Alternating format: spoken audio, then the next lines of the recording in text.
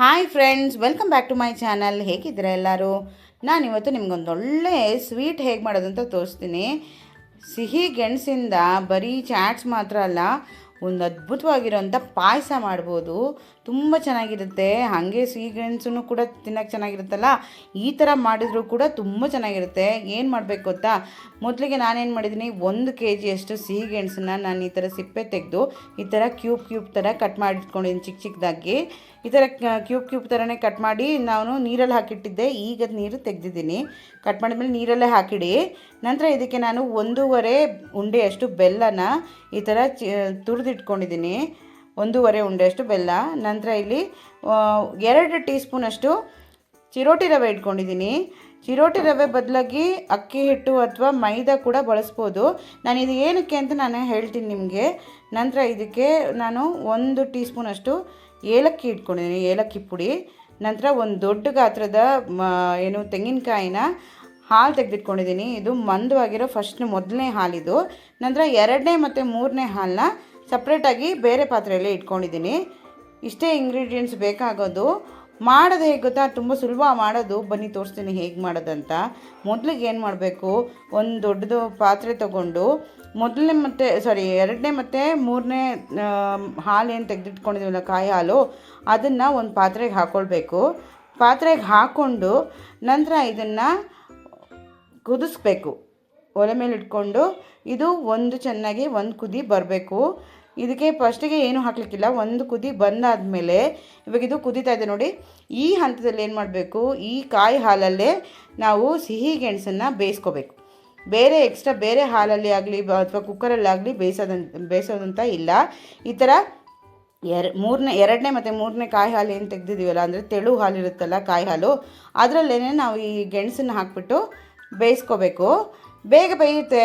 ಈ ಥರ ಚಿಕ್ಕದಾಗಿ ಕಟ್ ಮಾಡಿರ್ತೀವಲ್ಲ, ಹಾಗಾಗಿ ಬೇಗ ಬೇಯುತ್ತೆ. ಚಿಕ್ಕದಾಗಿ ಈ ಥರನೇ ಕಟ್ ಮಾಡಿ. ಯಾಕೆಂದರೆ ನಮ್ಮನೇಲಿ ಈ ಥರನೇ ಮಾಡೋದು. ಕೆಲವು ಕಡೆ ತುರಿದ್ಬಿಟ್ಟು ಮಾಡ್ತಾರೆ. ತುರಿದ್ಬಿಟ್ಟು ಮಾಡಿದರೆ ಏನು ಗೊತ್ತಾ, ಚೆನ್ನಾಗಿರಲ್ಲ. ಅದು ನಿಮಗೆ ಬೇಗ ಈ ಕಾಯಿ ಹಾಲಲ್ಲಿ ಕರಗೋಗ್ಬಿಡುತ್ತೆ. ಕರಗೋಗ್ಬಾರ್ದು. ನಮಗೆ ಈ ಥರ ನೋಡಿ, ಈ ಥರ ಮ್ಯಾಶ್ ಮಾಡಿದ್ರೆ ಈ ಥರ ಮ್ಯಾಶ್ ಆಗಬೇಕಷ್ಟೇ. ಅಂದರೆ ತುಂಬ ಬೇಯಬಾರ್ದು, ಕರಗೋ ಥರ. ಇಷ್ಟೇ ಬೇಯಿದ್ರೆ ಸಾಕಾಗುತ್ತೆ. ಇವಾಗ ಇದಕ್ಕೆ ಏನು ಮಾಡಬೇಕು, ಬೆಲ್ಲ ಹಾಕ್ಕೊಳ್ಬೇಕು. ನಾನಿಲ್ಲಿ 1.5 ಉಂಡೆಯಷ್ಟು ಬೆಲ್ಲನ ತುರಿದ್ಬಿಟ್ಟು ಹಾಕ್ಕೊಳ್ತಾ ಇದ್ದೀನಿ. ಸ್ವೀಟ್ ನಿಮಗೆ ಹೆಚ್ಚು ಕಮ್ಮಿ, ನಿಮ್ಗೆ ಸ್ವೀಟ್ ಬೇಕಂದರೆ ಹೆಚ್ಚು ಕಮ್ಮಿ ಬೆಲ್ಲನ ಹೆಚ್ಚು ಕಮ್ಮಿ ಮಾಡ್ಕೋಬೋದು.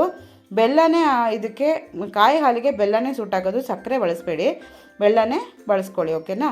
ಇವಾಗ ಇದು ಚೆನ್ನಾಗಿ ಒಂದು ಸತಿ ಕುದಿಬೇಕು. ಬೆಲ್ಲ ಎಲ್ಲ ಅದಕ್ಕೆ ಹೋಳುಗಳಿಗೆಲ್ಲ ಬೆಲ್ಲ ಹಿಡಿಬೇಕಲ್ಲ, ಸೊ ಚೆನ್ನಾಗಿ ಕುದಿಬೇಕು.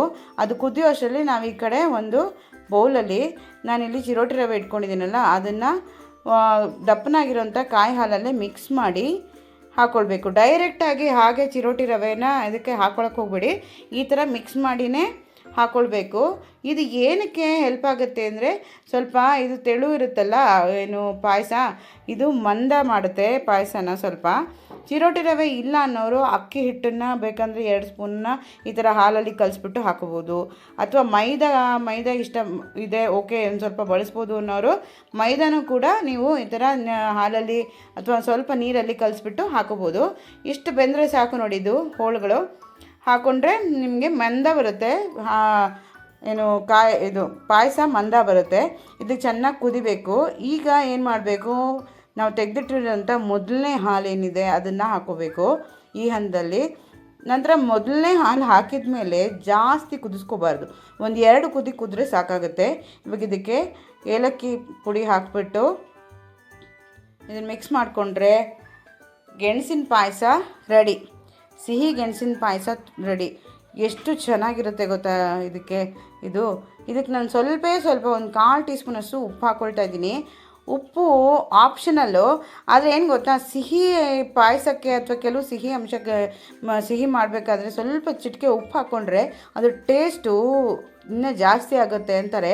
ಅದಕ್ಕೋಸ್ಕರ 1/4 ಟೀ ಸ್ಪೂನಷ್ಟು ಉಪ್ಪು ಹಾಕ್ಕೊಂಡ್ರೆ ತುಂಬ ಕಮ್ಮಿ ಹಾಕ್ಕೋಬೇಕು.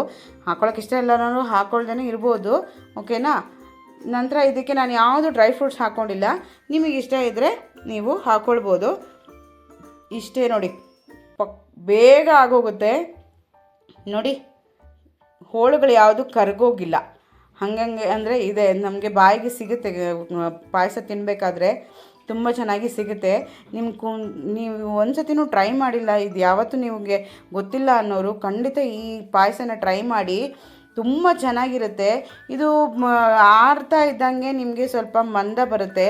ಇವಾಗ ಸ್ವಲ್ಪ ನೀರು ಅನಿಸ್ತಾ ಇದೆಯಲ್ಲ, ಸ್ವಲ್ಪ ನೀರಿದ್ರೇ ಚೆನ್ನಾಗಿರೋದು. ಬಟ್ ಆರ್ತಾ ಹೋದಂಗೆ ನಾವು ರವೆ ಹಾಕಿದ್ದೀವಲ್ಲ, ಅಥವಾ ನೀವು ಮೈದಾ ಅಥವಾ ಅಕ್ಕಿ ಹಿಟ್ಟು ಹಾಕಿರ್ತೀರಲ್ಲ, ಸೊ ಆವಾಗ ಸ್ವಲ್ಪ ಮಂದ ಬರುತ್ತೆ ಪಾಯಸ. ಇದು ಕೋಲ್ಡಾಗಿ ಕುಡಿಯೋಕ್ಕೂ ಚೆನ್ನಾಗಿರುತ್ತೆ, ಅಂದರೆ ಚಿಲ್ಲಾಗಿ ಕುಡಿಯೋಕ್ಕೂ ಚೆನ್ನಾಗಿರುತ್ತೆ, ಬಿಸಿಯಾಗಿ ಕುಡಿಯೋಕ್ಕೂ ಚೆನ್ನಾಗಿರುತ್ತೆ.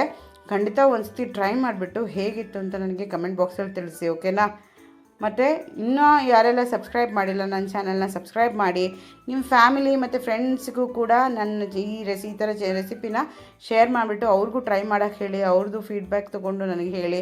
ಅವ್ರಿಗೂ ಕೂಡ ನನ್ನ ಚಾನಲ್ನ ಸಬ್ಸ್ಕ್ರೈಬ್ ಮಾಡೋಕ್ಕೆ ಹೇಳಿ, ಓಕೆನಾ? ಈ ರೆಸಿಪಿ ಇಷ್ಟ ಆದರೆ ಲೈಕ್ ಮಾಡಿ. ಮತ್ತೆ ಇನ್ನೊಂದು ರೆಸಿಪಿ ಜೊತೆ ಮತ್ತೆ ಸಿಗ್ತೀನಿ.